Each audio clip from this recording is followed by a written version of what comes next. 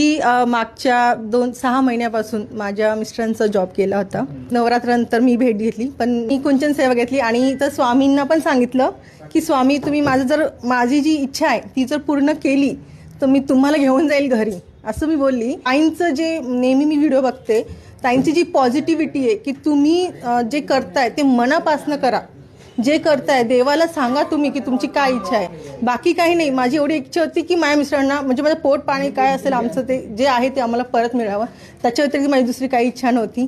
तर काही म्हणजे आता परवाच त्यांना कॉल लेटर आलेलं आहे.